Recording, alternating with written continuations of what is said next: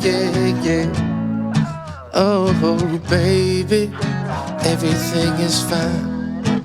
Everything is fine. Everything is fine, babe. Why? I took my lexapro.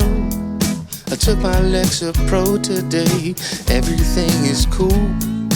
Let's go to the beach. Let's go to the pool. There's nothing going wrong today. And if you ask me why, I took my SSRI. Everybody knows that lexapro is the wave I ride.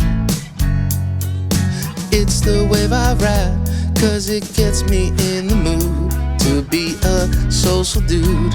And it keeps my general anxiety at bay. Ooh, I took my lexapro today. Took my lexapro. Ooh, I took my lexapro. Took my lexapro. Took lexapro today. Doesn't matter what you feel inside. All you need is a SSRI. It's gonna make you feel right. Gonna make you feel good. Put you in the mood like nothing else could. 'Cause it's lexapro. 20 milligrams of lexapro gets me on the go. Everybody knows I'm on that SSRI.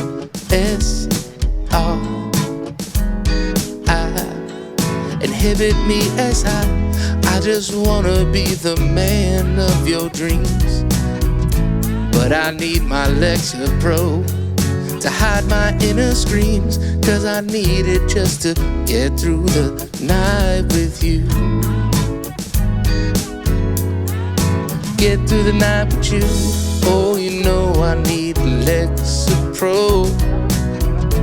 Oh, you know I'm on that lexapro. Oh, you know I'm on that lexapro, baby girl. Shh, nobody's gotta know. Went to my doctor for a prescription. He said this medicine might mess with your erection. I told him I'm not taking lexapro.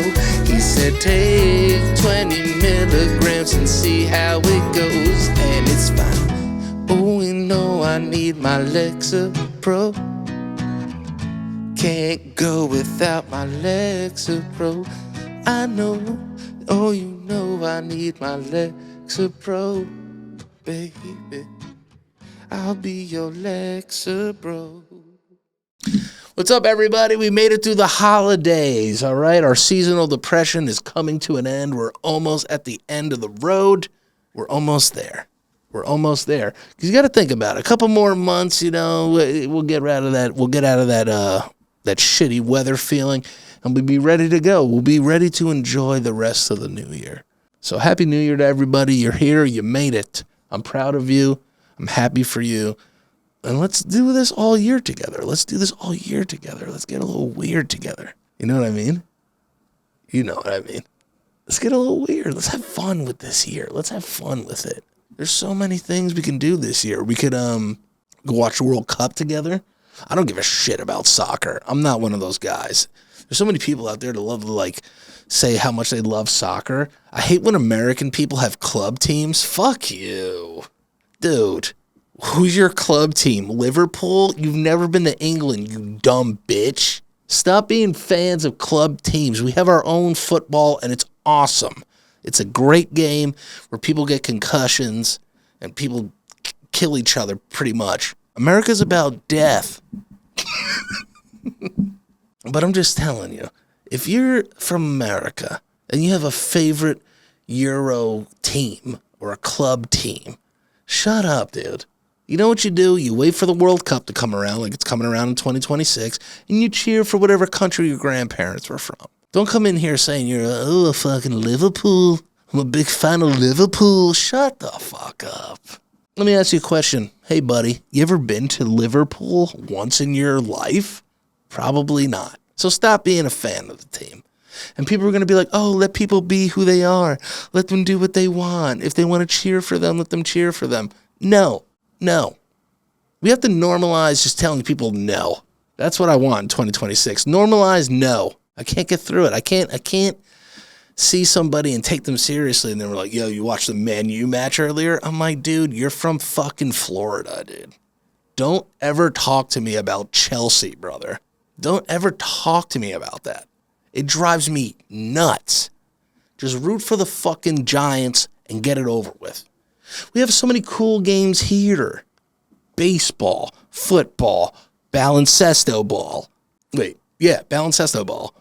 Hockey. What else do we have? Fucking golf, dude. There's cooler stuff going on. It's not that I dislike soccer, but I'm always going to call it soccer. And it's not that I dislike soccer. I just dislike people that like soccer. Does that make sense? It's the type of people that if you rolled a soccer ball at them, they couldn't juggle it like more than 3 times. That's the shit that drives me nuts. Just be a regular person. Be a regular American. Watch basketball or watch fucking football or baseball, dude. We created 2 awesome games, and you want to go over there and watch that? You want to watch 2-1? Get out of here. We have hockey for that. Why are European games so low scoring? You ever notice that? Yeah, I'll watch the World Cup if, like, Italy's in it. But, like, you know what I mean? It just drives me crazy how crazy. And especially since some of the matches are going to be played in America, some of the qualifiers or whatever. It's just kind of wild to me that people are going to act like they've waited their whole lives for this. You didn't wait for anything, dude. You really waited for, like, nothing at all. And that's what's going to drive me the most nuts, is that a part of you thinks that, like, this is important to, like, the world. I mean, it's called the World Cup. I get that. You know what I mean? I'm like, to your world. Like, you're going to tell me you're going to get sad because Italy or fucking Croatia loses in the World Cup? Relax, man. You just went to McDonald's. I had a friend one time, he got in a bad mood because fucking Tottenham lost. You're from the Bronx. Shut the fuck up. But yeah, the other thing that's happening in 2026 is America's turning 250 years old. That doesn't seem very old to me. Like, America's pretty new. If you think about the landscape of the earth, right? The entire time earth has been earth, America's young. You know what I mean? America's pretty young of a country. Like, 250 years we've been doing this, right? And the weirdest thing is that now that it's 250 years, I've been here. Let's see. I'm 36 years old. What percentage of America have I been alive? So 250 divided by 36. I've been alive for almost 7% of America's lifespan. That's not a real thing. America's 250th anniversary. You know we're going to celebrate it? Dudes are going to fight at the White House. That's how we're celebrating.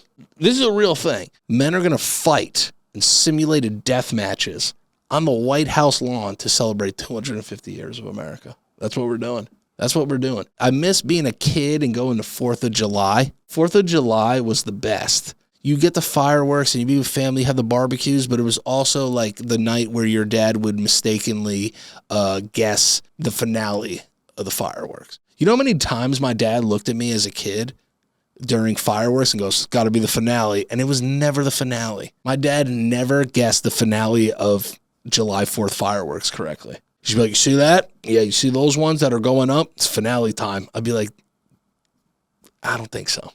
My dad was the worst at guessing the finale of fireworks. The worst finale guesser of all time. And I still love him. You know what I mean? He's the best. Don't get me wrong. But he never looked at me and said, finale, and it was the finale. Never once.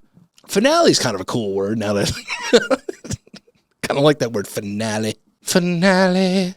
You know what song stuck in my head? That fucking Kehlani song, dude. That song is fucking awesome. Come pick up your clothes, I have them folded, and meet me at the door while it's still open. I think that song's probably one of the best songs in like the last like 30 years. That song is phenomenal, dude.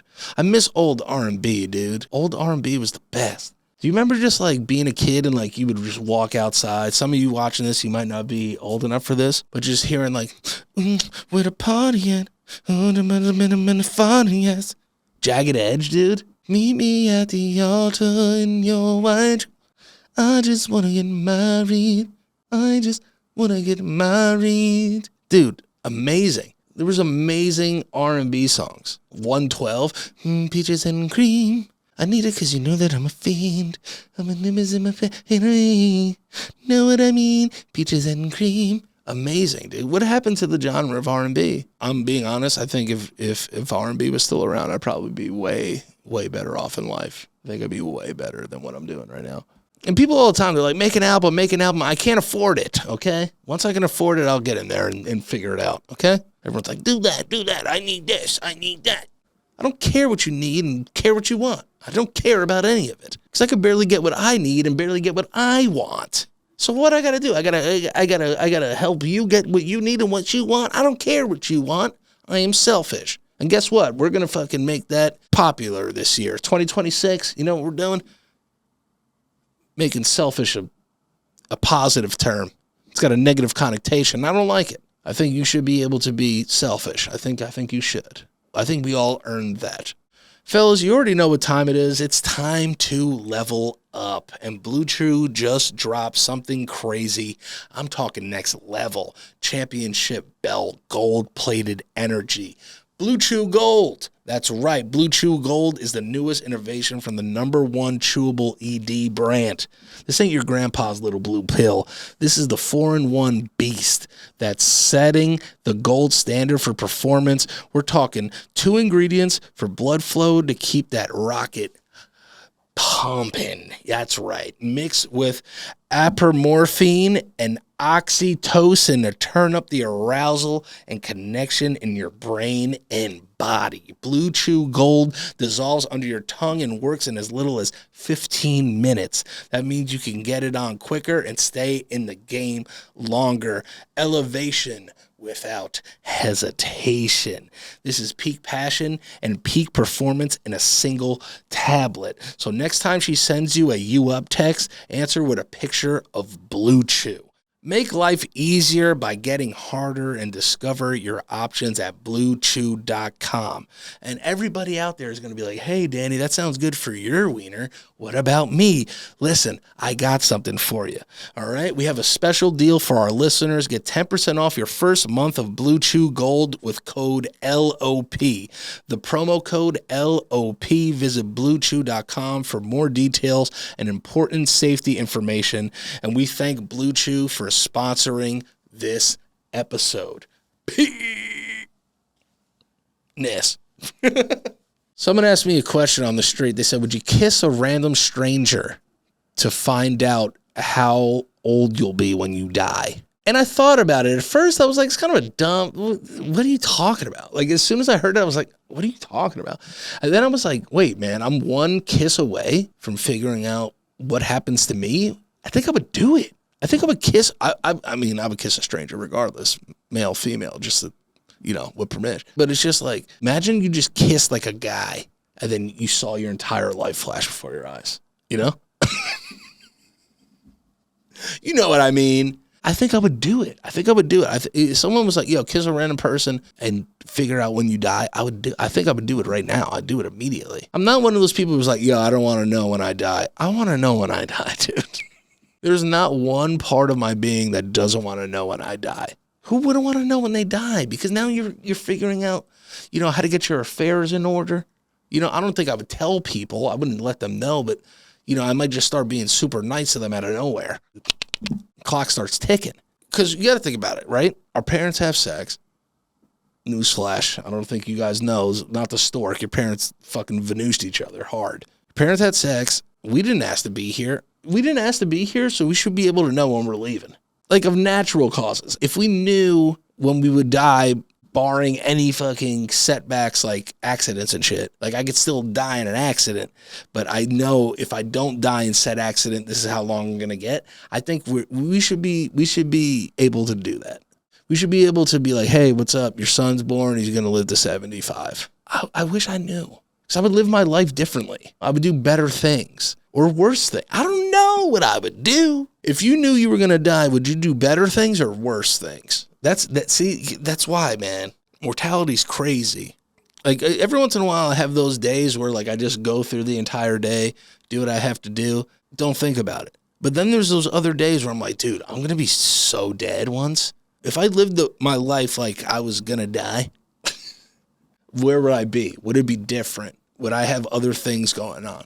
It's almost like that term of like, would you want to know when you're going to die, or would you like want it to be a surprise? I'd rather know if I was going to die. Like, I don't want to just like cross the street and be like, skoo-doo-doo, and just bow, just get murked. Like, I don't want that. You know what's another crazy thing too? We were all like sperm. Don't ever let anybody tell you you're not a winner. For you to be born, you had to beat like 30 million other sperm to the egg.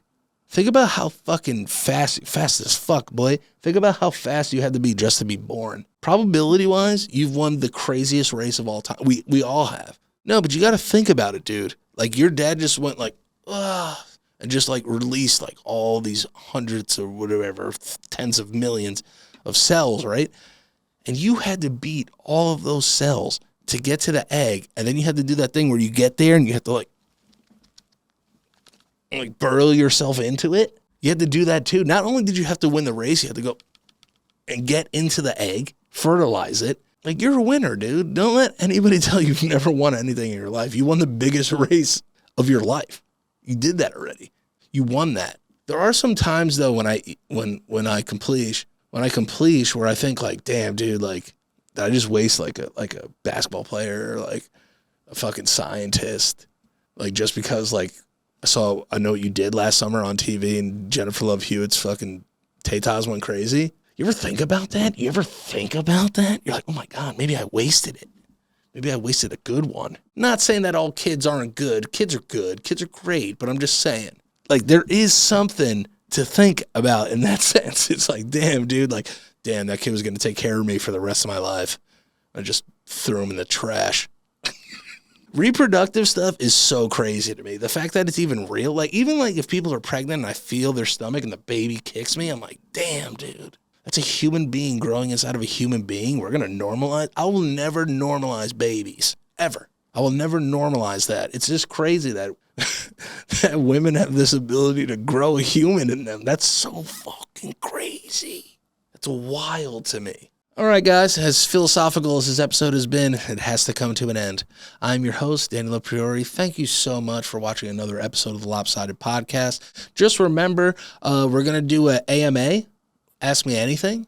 So you can send all of your emails, voicemails. You can send them all to thelopriorepodcast@gmail.com. I would love to answer any questions that you guys have. Tell your friends about us. Hit the like button. Hit the subscribe button. Turn the notification bell on.